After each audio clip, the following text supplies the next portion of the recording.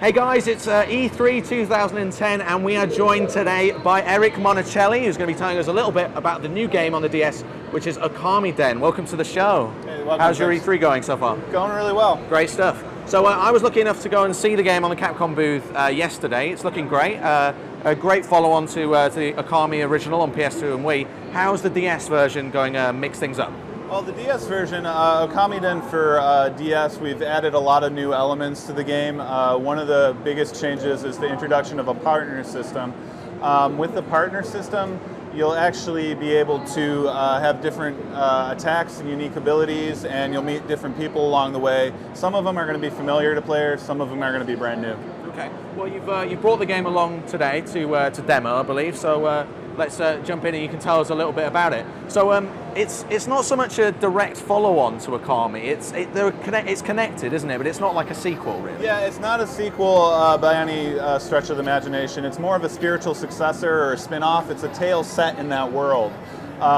In this world now, you have these partners, and actually what you're playing as the children of a lot of the characters from the original Okami. So as you see right here, Sean actually just used one of the brush techniques to rejuvenate the broken bridge here. That's the rejuvenation technique, which was from the original game, but there's a lot more brush techniques, and also the characters, as I said before, are the children.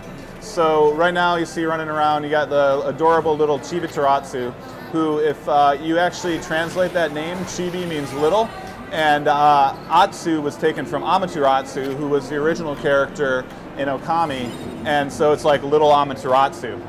And the human character here is Kuni, I believe, which is the son of the Susanoo from the first game. Yeah, correct. So you're going to see a lot of characters that are the children of either the heroes or the gods from the first game, but you're going to see a lot of new characters as well.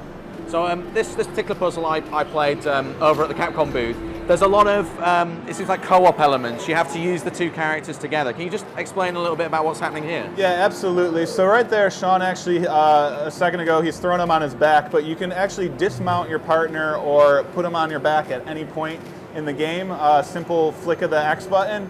And with that, you can solve puzzles. You can also maybe get your enemy, get them out of the enemy's way, so out of harm's reach. So basically, Kuni can come off of Chibiratsu's back and actually kind of cross platforms and bridges that the two of them couldn't do otherwise. Yeah, absolutely. Some of the platforms you'll see, the green ones, if you have both characters crossing over them, they'll actually fall, and you won't be able to. So you'll see right here, you're going to get a little leg wiggle, oh, drop. So what you got to do is it can't support both of you, so you got to dismount your partner. Chibi Taratsu has to go over, solve the puzzle, get past the spikes, maybe get some treasure, and then they can head back and pick up your partner. The interesting thing about this game, though, is it's kind of like No Child Left Behind, because you can't leave your partner if you're trying to go to a different part of the map. It won't allow you until you go back and get your partner. Right. Okay. We've got a question from Augusto Cesar from Lima in Peru, which actually feeds into something I was wondering. What are the new features for this game that are above the Wii version? I mean, I guess one of the big ones is the direct drawing control for the DS screen. Yeah, absolutely. That's the DS is pretty much the perfect platform for this game. The gameplay mechanics in Okamiden are based on brush gameplay. Brush gameplay with the DS, you have your stylish, which becomes your brush, and your touchscreen, which becomes your canvas. So it's ideal.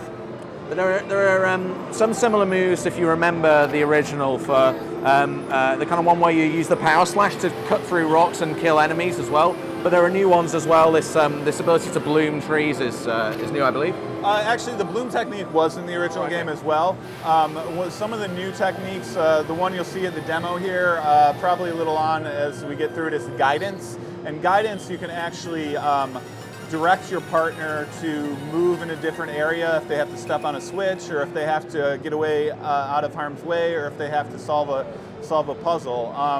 Right now we're going to see a little cutscene, and as you notice in this cutscene, the celestial deities still grant you all the brush techniques, but now instead of just having one deity, you actually have the children with them. So all that the themes of parent and child and the relationship between parent and child resonate through the entire game. And you're going to see a lot of that and a lot about how, as a child, you learn to deal with these great powers and great responsibilities you have. So I just there was a constellation of like a penguin. Yeah. I remember drawing a monkey as well, and there's all these kind of cool little animations. Yeah. All those constellations are actually, believe it or not, based on in the zodiac a little bit. So there's references. Obviously, they've been adapted and sort of stylized. So right here, actually, you're going to see the guidance technique. So this guidance technique, as you notice, you get a red line instead of a black line. And with guidance, you'll be able to guide the character across the bridge. It can retrieve the treasure for you, bring it back to you. If you have to, attack an enemy, it can do the same thing. So it's a great new mechanic, and you're going to see lots of new brush techniques and things like this as well. So this bit here, you can draw a red line for Kuni to send him off and just send him off separately to Chibarasu, right? Yeah. The red line signifies that you're using the guidance technique, and basically what you do is you push your stylus down on Kuni, draw a line wherever you want him to go. So as you see here, we're going to draw a straight line. He wants to get the treasure. He's going to head over. As he's heading over, he'll follow that line you traced. He's going to grab the treasure. He gets you a spirit bone, which helps refill your ink pots. That's another new thing for the game. The ink pots aren't self-refilling.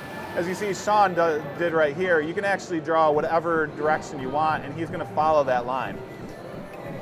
And so the game is kind of playable for the public the first time, I think, at E3 this year, right? Yeah, at E3 you could come check it out. It's going to be in front of the Capcom booth. We're also going to have it at San Diego Comic-Con coming up, so that's a big consumer show, so consumers can come out for that too.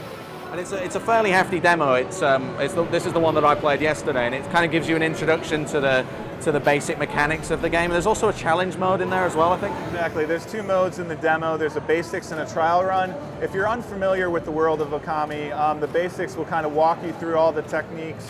What you're seeing here is the basics, and you get to learn about the puzzles and a lot of the things we added into the game.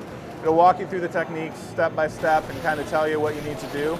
And then also, you can play the trial run, which at the end of the trial run, we're revealing one of the boss characters. The boss character is this just gigantic toad named Master Anura, and that actually plays a lot more into the puzzle solving elements here. So right here too in the basics, you're going to see some more puzzle solving. As you see, there's a bunch of switches here. You're going to have to guide Kuni so he doesn't get hit by the spikes, and so he's going in the right direction to hit the switches in the right order.